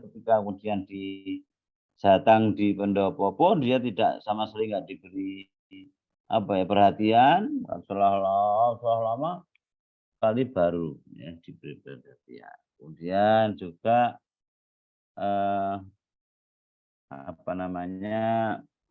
di situ terlihat sekali bagaimana Pramudia sinis ya, dengan sinis ingin menunjukkan bahwa santri priayi, karena si Bendoro yang bupati ini kan juga pendidikan Belanda, priayi, tapi juga santri yang juga sudah haji, ya dikatakan sudah berapa kali haji. Nah, ini itu Pak, saya kira Pramudia menyorotinya terutama pada Bendoro yang justru melecehkan perempuan, ya, hanya sekedar dia seorang yang Bendoro yang punya kekuasaan lalu semena-mena terhadap perempuan. Sementara perempuannya juga sekedar Ya, jadi konco winti tentu juga tidak pada saat itu. Kalau sekarang mungkin enggak bisa ya. Ya.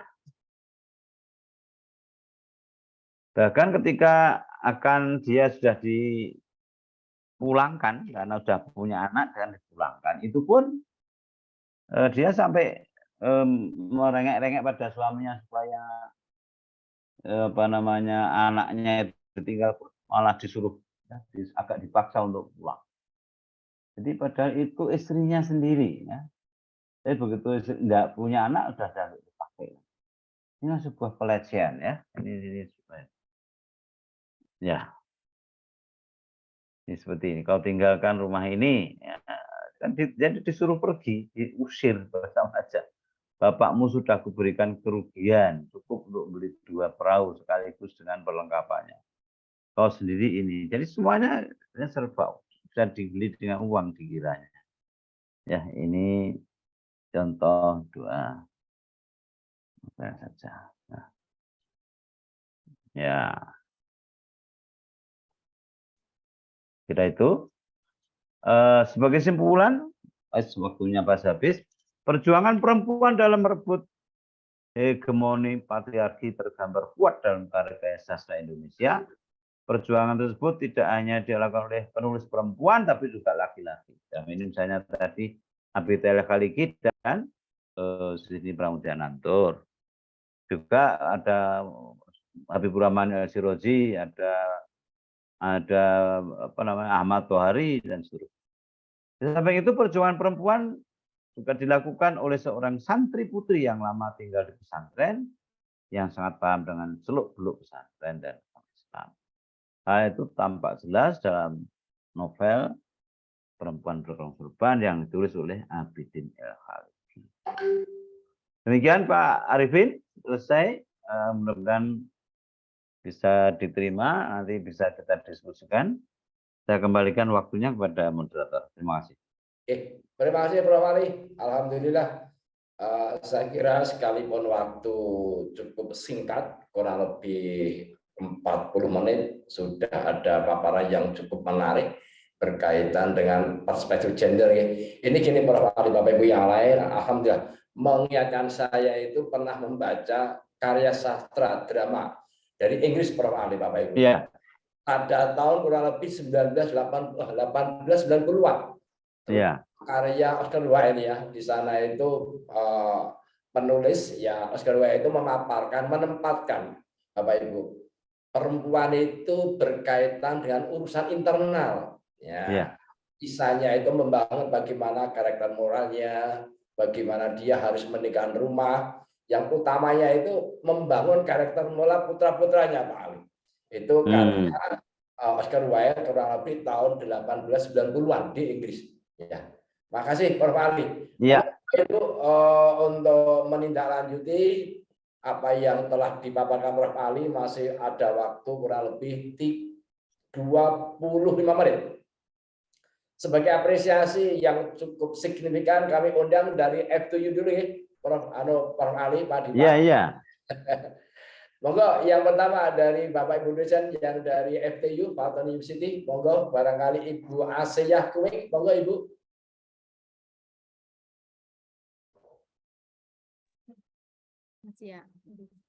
Ya, assalamualaikum warahmatullahi wabarakatuh.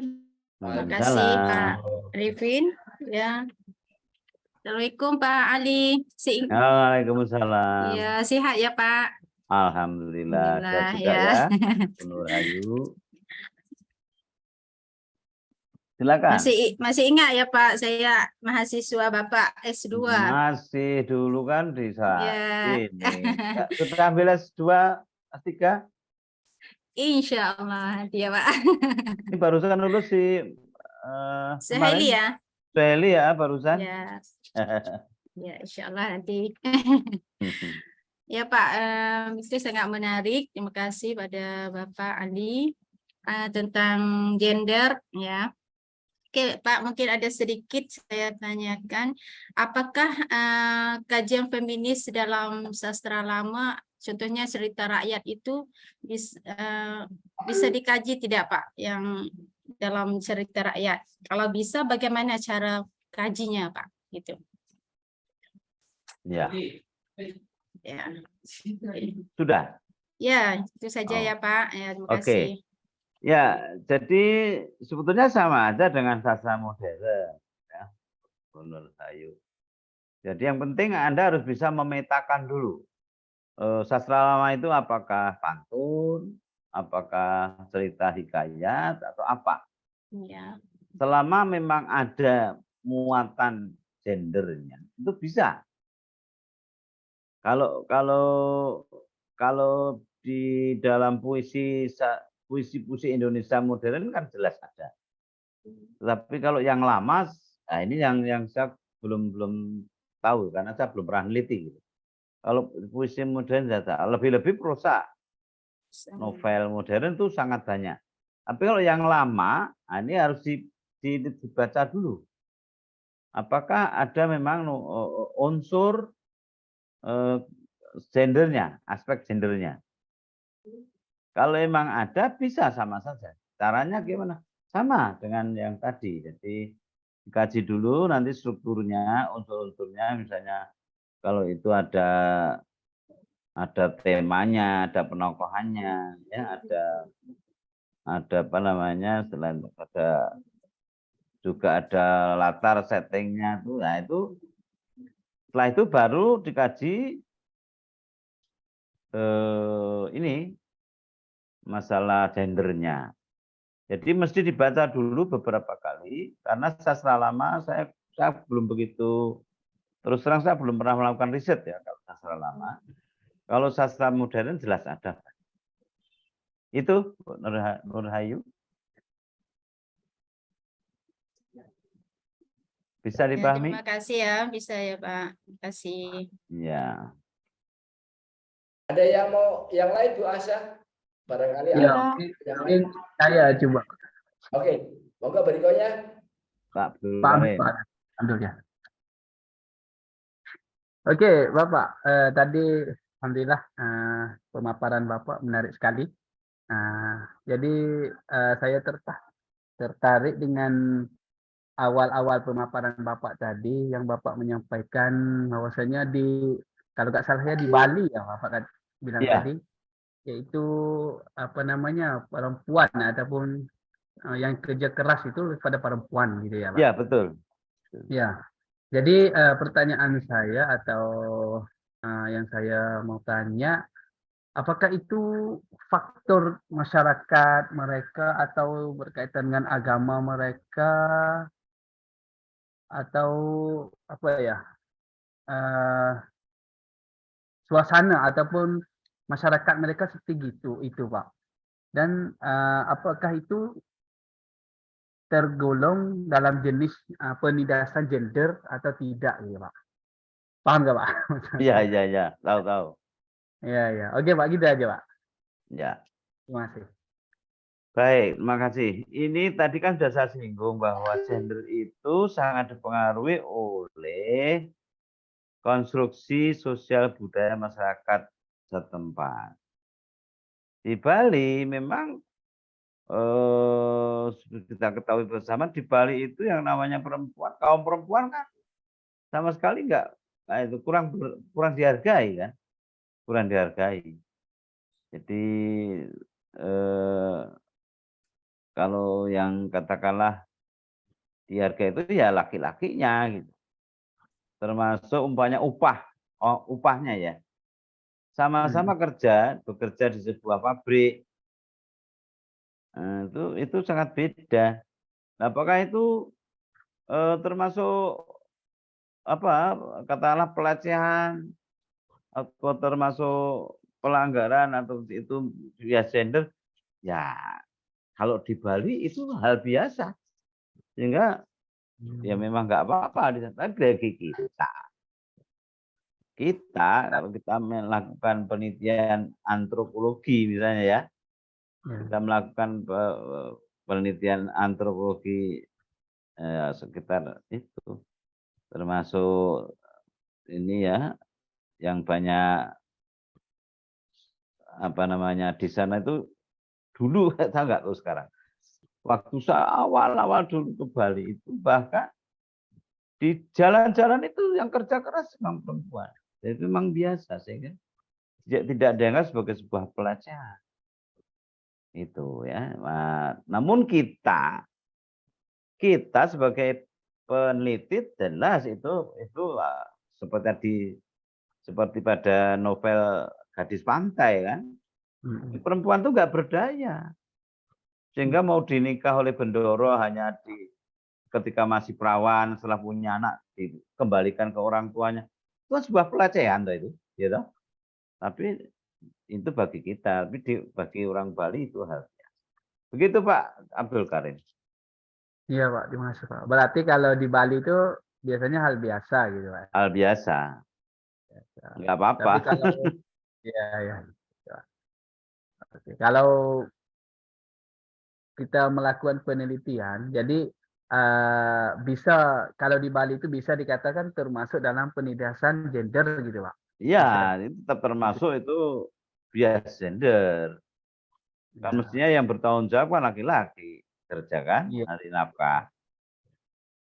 Itu. Baik Pak, terima kasih. Iya. Maaf Pak Wali, menindaklanjuti apa tadi yang sampaikan Pak Abdul Karim, Pak Ali. Ya, mangga Pak Arifin. Kira-kira bagaimana untuk saran penelitian tahun-tahun ke depan, Pak Ali? Ya, saya pengen sekali soalnya melakukan penelitian antropologi gitu. Jadi nanti menggunakan pendekatan etnografi ya, ke Bali misalnya sambil kelintong-kelintong ke sana. Kalau bisa dapat hibah dari DRTPN itu. Jadi nanti kita akan padukan antara, kan ada novel Bali itu. Tarian Bumi. Tarian Bumi itu juga bicara tentang hadis di Bali yang seperti itu tadi. Yang masih sangat dipengaruhi oleh budaya Bali yang seperti itu. Nah, sehingga nanti kita akan coba melakukan penelitian atau riset, kita coba cocokkan antara apa yang tertulis di novel Tarian Bumi yang ditulis oleh orang Bali itu dengan realitas budaya di masyarakat. Itu menarik Pak Arifin. Itu menarik, nanti bisa kita lakukan. Ya, nek orang untuk di RTPM ya paling enggak yang itu apa namanya hibah profesor yang 60 juta itu lumayan. Oh, itu. Banyak sekali Pak Wali di UMS. Ya. Eksternal nanti ya. Ya, nanti kita ambil itu pakai yang hibah profesor ada Pak Arifin. Menarik. Mudah-mudahan bisa menyelesaikan masalah ini Pak melalui penelitian. Iya. Nanti saya juga kalau perlu saya penelitian juga ke Thailand untuk meneliti iya bagaimana perilaku masyarakat perempuan di Thailand. Apakah sudah kesetaraan gendernya sudah bagus atau belum? Itu bisa dilihat. Nah, ya. Iya. Oke gitu Prof. Wali. Ya. Ya gini ya, jadi maaf gini juga masih menindaklanjuti pertanyaan Pak Abdul Karim ya. Maaf Pak Abdul Karim ya. Bagaimana Pak? Kan tadi kan wanita itu kan cenderung subordinasi Prof. Wali. Ya. Bagaimana Pak untuk karya sastra yang sifatnya kontemporer Pak? Tadi kalau saya menyampaikan itu ya di negara barat khususnya Inggris ya tahun 1890-an abad 19 itu kan cenderung menempatkan wanita itu urusan internal Prof. Di antaranya mendidik karakter moralnya, termasuk mendidik intelektualnya, termasuk dia sendiri bagaimana bersikap menghadapi lingkungan pada saat itu Prof. Nah, bagaimana Prof. Ali kaitannya dengan karya sastra yang kontemporer ini ya? Iya. Kecenderungan novel kontemporer saya kira kalau yang di Inggris atau di luar negeri kecenderungannya perempuan sudah tidak mengalami marginalisasi, enggak lagi inferior kalau di luar negeri loh ya. Oke, ya. Tetapi kalau di Indonesia masih saya kira masih ada beberapa ya termasuk yang ditulis itu tadi kalau yang ditulis oleh Pramoedya Nataturk kan settingnya zaman Belanda itu, gitu. Itu kan zaman Belanda. Kalau zaman sekarang Ya tidak se ekstrim itu, nggak ada lah. Orang hanya mengambil istri, selesai punya anak, dikembalikan. Ya nggak ada sekarang kan. Tetapi masih ada gambaran seperti tadi. Yang perempuan berkerudung sorban itu masih banyak. Seperti itu, Pak. Novel kontemporer masih ada. Yang seperti itu. Itu. Jadi tetap menarik. Itu saya kira. Oke, terima kasih Prof. Kemudian satu lagi dari Bapak Ibu dosen, Ibu ya, Bu Nur Haiyu, monggo Ibu. Assalamualaikum Pak. Mangga. Permisi Pak, dikit pertanyaan dari saya Pak. Saya sebagai mahasiswa ya, bukan ibu Pak. Oke, iya.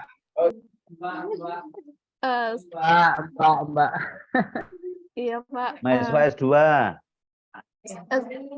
Amin. Sudah S2 kan? Masih S1. Saya S1 Pak. Oh, Belum S1. S2 lagi. Ya, nanti segera S2 lah. Insya Allah Pak. Ya, masuk di UMS nanti. Ya, masuk UMS itu ditunggu Bu Atika sama Mas Iqbal. Insya Allah. Ketemu berapa kali lagi nanti. Coba nanti bisa dicari info tentang beasiswa UMS itu ada untuk teman-teman Thailand ya. International Priority Scholarship. Ya. Ya. Untuk S2-nya di UMS loh ya. Ya.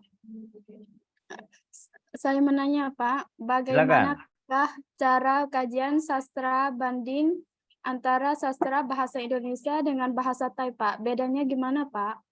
Oh, ya. Terima kasih. Ya. Jadi begini, kemarin Mbak Suhaili itu juga membandingkan novel Indonesia, ya. Jadi 3 novel Indonesia, apa 2 novel Indonesia ya. 3 novel Indonesia dengan 2 novel Thailand. Itu dikaji, diambil novel yang memiliki tema yang semacam. Jadi tema yang semacam, ada misalnya dari Thailand 2, dari Indonesia 2. Temanya semacam lalu dikaji. Sehingga dengan kajian itu maka keempat novel itu nanti dicoba dibandingkan, ada persamaannya di mana, kalau itu ada perbedaannya di mana, gitu kan? Nah, maka kita bisa menggunakan bantuan teori interteks, ya. Ini bisa menggunakan teori interteks sekaligus. Jadi ada apa namanya? Kajiannya itu bisa interteks, sekaligus juga nanti melakukan perbandingan dua pihak ya, 2 jenis. Yang satu novel-novel Thailand, satunya novel Indonesia. Nah, itu secara lebih mudah nanti Anda bisa membaca karya Mbak Suhaili itu. Itu S3-nya kan tentang itu, novel Indonesia dan novel Thailand. Yang temanya mirip. Gitu. Ya. Intinya sama. Kita kalau misalnya Anda tertarik mengkaji isu gender di jurnal Indonesia dan yang di Thailand, ya itu bagus. Itu pasti akan menarik itu. Menarik itu. Paling enggak risetnya mesti mau nggak mau ya, itu harus sampai di mana, syukur risetnya ke lapangan ya. Jadi mencari tahu apa antara realitas imajinatif dalam sastra dengan realitas psikologis ya, itu Pasteur itu Mbak, saya kira menarik Mbak, itu silakan dicoba. Itu. Halo? Halo? Halo? Makasih Prof. Oke. Mbak Nur, Ya. maaf ya Mbak Nur Hayu. Halo Mbak Nur. terpental mungkin. Terima kasih Pak. Oh iya. Yang ingin bertanya silakan Mbak Nur, ayo. Paling tidak satu lagi untuk mahasiswa dulu. Selain Mbak Nur, monggo, apa lagi? Ya, Assalamualaikum warahmatullahi wabarakatuh. Waalaikumsalam. Pak, saya mau tanya satu soalan berkaitan dengan LGBT. Adakah sama dengan LGBT itu dengan janda? Apakah peranan kedua itu bisa sama tak, Pak? LGBT dengan janda. LGBT. Gender, oh LGBT dengan gender. Oke. Iya. Baik, terima kasih Mbak. Apa namanya? Nur Aida ya. Nur Aida. Ini student apa pensyarah ini? Mahasiswa Pak. Mahasiswa Perwali. Ya. Ya. Jadi gini, LGBT itu kan sebuah kelainan ya. Itu sebuah kelainan tidak normal ya, sesuatu yang tidak normal, sehingga Islam jelas melarang ya, jelas melarang LGBT itu. Sedangkan gender itu intinya sebenarnya kan perjuangan untuk kesetaraan kaum perempuan dengan laki-laki. Ya, jadi agak beda. Dalam gender yang diperjuangkan adalah kesetaraan kaum laki-laki dan perempuan. Yang selama ini kebanyakan di banyak negara, ya, termasuk Indonesia, saya kira nggak tahu kalau Thailand apakah juga masih seperti itu. Yang jelas masih banyak perempuan Indonesia itu tidak ngerti apa-apa. Sehingga dianggap jadi marginal. Tapi kalau LGBT ini kelainan, bukan sebuah perjuangan untuk kesamaan gender. Jadi beda ya, beda. LGBT ini dilarang oleh agama. Itu LGBT ini oleh agama, termasuk undang-undang. Makanya kemarin ketika akan ada pentas band yang terdiri dari orang-orang LGBT di Indonesia ditolak. Ya, itu kalau gender sekali lagi ini penting untuk lebih menyuarakan suara perempuan agar sama, ya minimal sama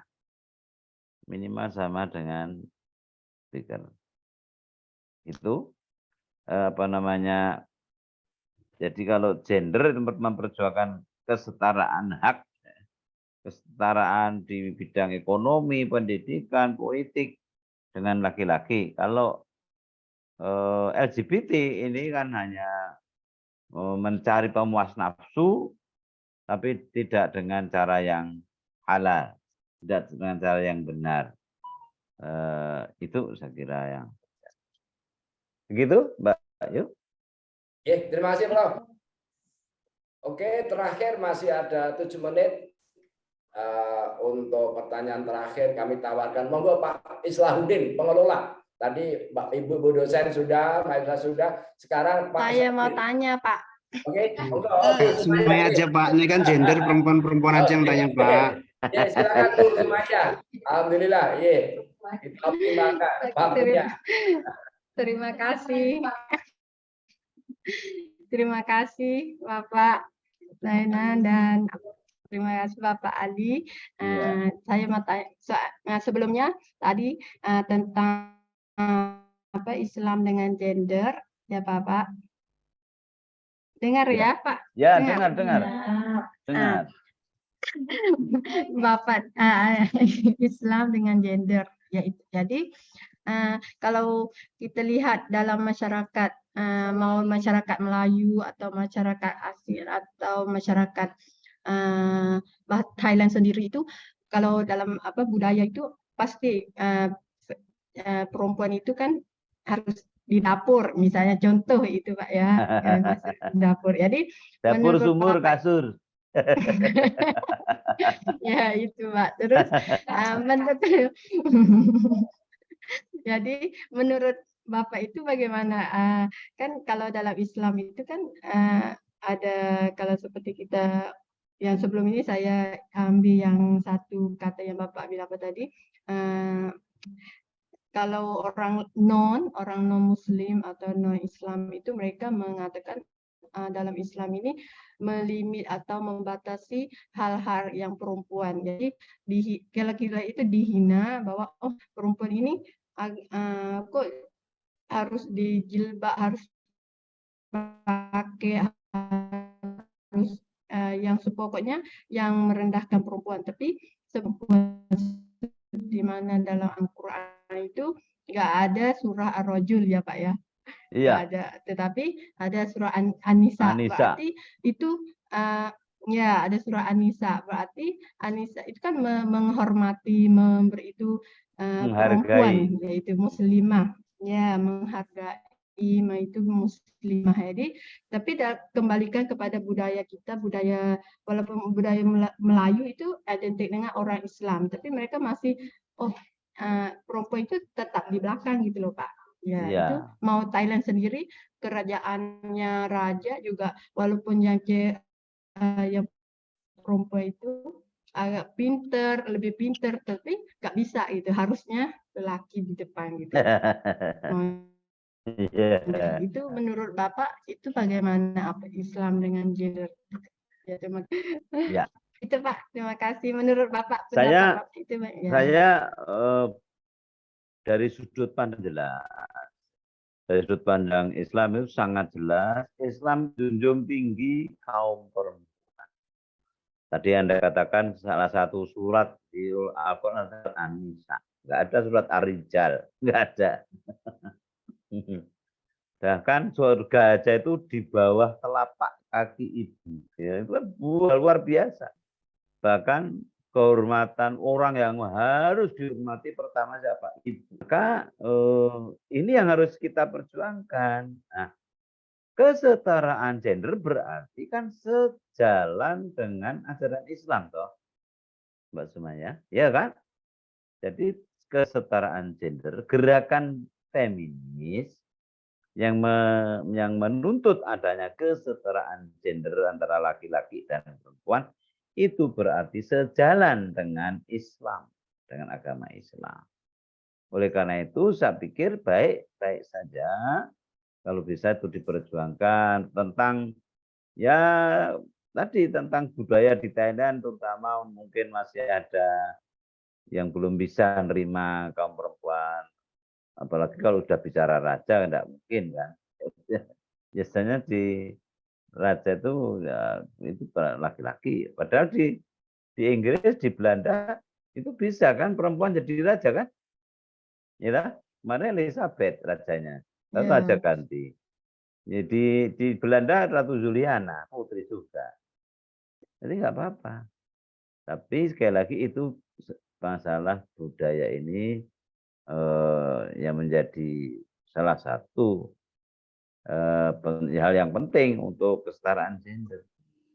Nah, kalau apa namanya kesetaraan gender itu sudah bisa dipublikasikan, disepakati, kemudian masyarakat hampir semuanya sudah sepakat bahwa kita akan menjunjung tinggi perempuan dengan memberi kebebasan bergerak di ranah publik bukan hanya domestik. Saya kira katakanlah pihak kerajaan Thailand juga akan minimal memperhatikan, setidaknya memperhatikan. Begitu kira-kira Mbak Ayu. Ya, terima kasih Bapak. Yuk. Masih 2 menit, monggo Pak Islahuddin. Ya, terima kasih Pak. Assalamualaikum warahmatullahi wabarakatuh. Waalaikumsalam warahmatullahi wabarakatuh. Monggo Pak Islahuddin. Iya Pak, terima kasih. Ini Pak, kami agak kesulitan mengajarkan teori feminis dalam pembelajaran kami karena memang kami itu hanya ada 2 mata kuliah Pak, sastra Pak, sastra Indonesia sama teori sastra. Sementara kan teori sastra itu kan banyak. Nah, bagaimana cara ini Pak mengaplikasikan teori ini dalam kajian-kajian mahasiswa, sementara mata kuliahnya pun terbatas. Beda dengan Indonesia kan ada teori fiksi, itu kan banyak sekali. Kita tuh yang satu mata Ya, kuliah. Sehingga banyak, terutama misalkan Angkatan Nurhayu dan yang lain ini, mereka aja baru tahu, oh ternyata sastra seperti ini gitu loh. Karena fokus kami memang di bahasa-bahasa terus Pak. Jadi mata kuliah bahasa itu banyak sekali dari fonologi sampai semantik, analisis kesan berbahasa dan yang lain. Sastra hanya 2, sastra Indonesia dan teori sastra. Sehingga iya, bagi masa itu masuk rasa asing, apa ini Pak teori ini? Kok saya belum diajar dan yang lain. Itu loh Pak, bagaimana cara meningkatkan mereka supaya mereka bisa melakukan kajian-kajian sastra sementara mata kuliahnya terbatas. Terima kasih. iya. Saya kira tidak ada masalah, tidak problem. Gini caranya, strateginya Pak. Jadi ketika Bapak ngajar katakanlah teori sastra kan, ada teori sastra kan? Nah itu selain Bapak mengajarkan unsur-unsur atau struktur karya sastra, setelah itu ada puisi atau prosa atau novel, drama gitu ya. Nah itu selain Bapak ngajarkan itu juga disampaikan, katakanlah dibuat saja kan, tinggal sepakati di pihak jurusan atau program studi sastra Indonesia atau Melayu bahwa untuk mata kuliah teori sastra dimasukkan juga teori mungkin ada intertek, ada teori sastra feminis, ada teori sosiologi sastra, ada teori. Ini kan teori juga. Nah, tinggal disepakati di tingkat jurusan atau program studi. Kalau itu bisa sudah selesai, tidak masalah. Nah, kemudian untuk mendukung itu, nanti Bapak Ibu dosen bisa memberikan tugas kepada mahasiswa untuk coba Anda membuat kajian puisi atau novel atau novel itu tentang yang kajian itu dijadikan tugas. Jadi diberi tugas untuk menganalisis, Pak. Jadi menganalisis sebuah apakah cerpen, apakah novel, apakah puisi gitu ya Pak. Dengan teori yang tadi. Sehingga nanti dalam satu semester itu berapa semester ya ini ya. Itu bisa diselipkan.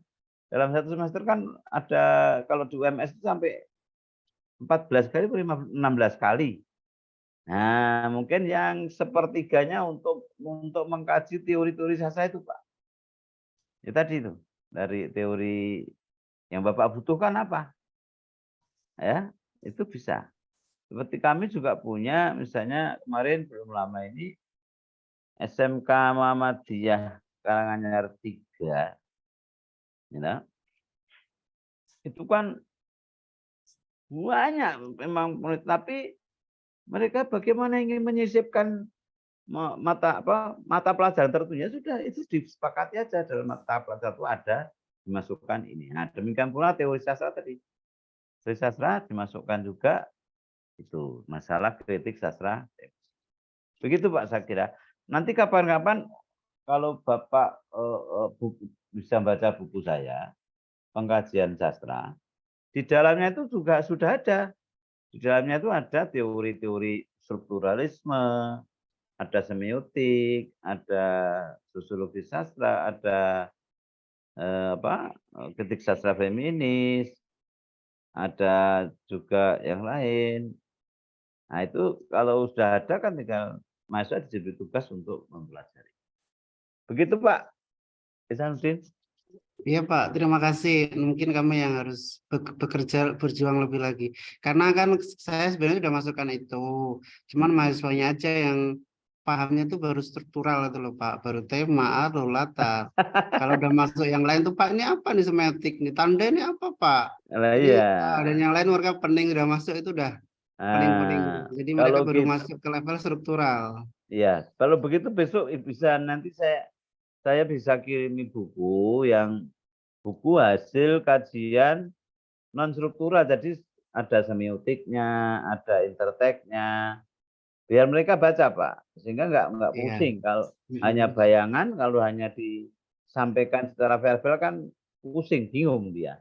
Tapi Iya, itu sudah ada betul, Pak. bukti bukunya, mereka tinggal ngikuti, Pak. Karena Betul. kajian sastra itu yang utama kan pengungkapan maknanya, Pak, bukan struktur. Kalau baru tema setting itu belum selesai, baru separuh jalan. Itu Pak, itu yang terjadi. Terima kasih Pak. Ya. Kami tunggu bukunya Pak. Ya, insya Allah. Nanti kirimi alamatnya, Pak. Saya kirim coba nanti. Oke, Pak Islahuddin ya, insya Allah Pak Islahuddin, sekalipun nanti tidak melalui Zoom seperti ini, insya Allah Pak Ali welcome dengan pertanyaan panjenengan Pak Islahuddin. Karena waktu terbatas, atau mungkin insya Allah ya akan ditindaklanjuti untuk kaitannya pembelajaran sastra ya, mungkin ditindaklanjuti untuk kegiatan visiting profesor lagi tahun depan mungkin Pak Islahuddin. Insya Allah Pak, amin. Di MBBI, oke. Ya, karena waktu sudah cukup, sebelum kita akhiri, mohon Bu Atik, halo Bu Atika. Biar Pak Dipa. Assalamualaikum Pak Dipa. Waalaikumsalam warahmatullahi wabarakatuh. Monggo. Iya. Satu paket. Ya, alhamdulillah alamin, acara visiting profesor kerjasama antara Prodi Pendidikan Bahasa Indonesia Program Magister Universitas Muhammadiyah Surakarta dengan Fatoni University Thailand berlangsung untuk sesi kedua. Jangan lupa untuk pekan depan, minggu depan masih ada sesi lagi, ya, masih dalam serangkaian seri visiting profesor untuk tahun ini ya. Semoga tadi yang disampaikan oleh Profesor Ali Imron, ya, terima kasih Profesor Ali Imron, bermanfaat bagi kita semua. Dan saya juga berterima kasih pada Bapak Ibu dosen, atau tadi istilahnya apa, pensyarah ya, pensyarah yang dari Fatoni University, terkhusus Bu Kaprodi ya, Ibu Suraya, kemudian juga Ibu Atika Sabardila yang hadir pada acara hari ini, juga kepada tentu saja kepada Pak Moderator Pak Zainal Arifin, kemudian hadirin semuanya. Terima kasih sudah meramaikan itu, kalau Melayu apa itu? Ya, menyemarakkan ya, terlibat dalam acara ini. Sekali lagi semoga bermanfaat bagi kita semua di dunia wal akhirah. Tadi dari buka prodinya seperti itu. Amin ya rabbal alamin. Mohon maaf jika ada kekurangan ya. Gitu. Ini penutup. Sekian akhir kalam. Assalamualaikum warahmatullahi wabarakatuh. Waalaikumsalam. Waalaikumsalam warahmatullahi wabarakatuh. Alhamdulillah Bapak Ibu, kegiatan siang ini sebelumnya tadi pagi kita awali jam 10 waktu Solo, Surakarta, UMS Surakarta sudah berjalan dengan lancar dan alhamdulillah cukup signifikan materinya nanti bisa ditindaklanjuti berkaitan dengan pembelajaran dan riset dalam bidang sastra khususnya feminisme. Itu kami dari moderator, mohon maaf masih banyak kekurangannya, mohon maaf banyak salah kata. Terima kasih Prof. Ali dan sudah cukup kembali. Yang tanya Bapak Ibu dosen dan mahasiswa sudah cukup lengkap. Ya. Hari ada kegiatannya sama untuk terima kasih. Akhiri bersama dengan membaca hamdalah. Alhamdulillah. Sebelum kita tutup bersama, mohon Mas Dwi untuk foto bersama dan sekaligus mengingat Bapak Ibu untuk presensi di link yang sudah kami sediakan. Monggo Pak Dwi. Pak Dwi-nya tadi sudah meminta tolong pada saya karena acara lain. Tadi sudah saya ambil gambar, ya. Kemudian saya mohon untuk yang tautan presensi Bapak Ibu atau saudara-saudari yang belum mengisi presensi untuk hari ini, mohon diisi. Ya, tautannya ada di kolom chat. Terima kasih. Ada Bapak Ibu Prof. Ali, Pak Abdul. Ya, sama-sama. Ya, terima kasih Pak. Mohon maaf. Sampai berjumpa lagi. Assalamualaikum.